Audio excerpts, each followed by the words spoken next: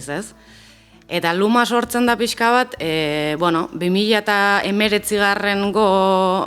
bidaietik bueltan, ordurako ja Bogolan Oihalak ezagututa eta joan etorri hortan ikasten ari nintzen gauza guztioekin, esperientzia guztioekin, momentu baten sortu zitzaidan beharra zerbait sortzekoa guzti horrekin, ez? Eta prozesu potente baten ondoren, hartu nuen erabakia Luma proiektua sortzekoa.